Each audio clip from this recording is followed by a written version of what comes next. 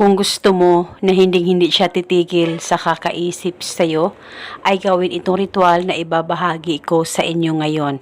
Lalong-lalo na ikaw ay tuluyan na niyang kinalimutan at hindi na tinatawagan o hindi na kinokontak. Kaya ngayon, mas mainam na gawin mo itong ritual na ibabahagi ko sa inyo. Nang sa ganon, pakakaisipin kanya sa lahat ng oras, malayo o malapit man kayong dalawa sa isa't isa, at ikaw ay hindi na baliwalain pa niya. Ngayon, gawin ito na buo ang loob at tiwala mo, at sa kahit na anong araw o oras ay pwedeng gawin ang ritual na ito. Una, ang gagawin mo lamang, kunin mo ang cellphone mo at hanapin ang larawan niya dyan sa cellphone mo.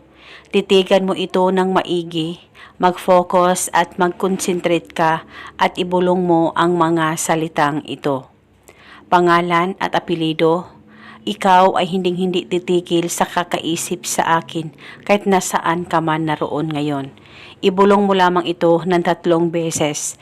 Pwede ka rin magdagdag ng hiling kung gusto mo, wala pong problema. At pagkatapos ay halikan mo lamang ng 1 beses ang larawan niya dyan sa cellphone mo.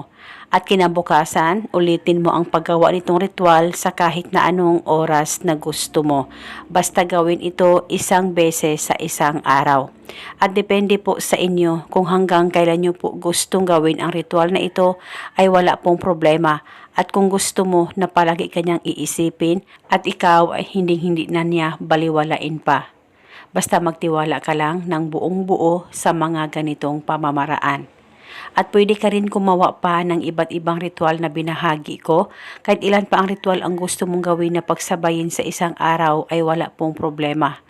Basta itong ritual ay makakatulong ito upang tuloy-tuloy ang pagmamahalan at magandang relasyon ninyong dalawa ng partner mo. At huwag mawala ng pag-asa at magiging okay at maayos din kayong dalawa ng mahal mo. At eto muna sa ngayon, maraming salamat po sa panonood. May God bless us all.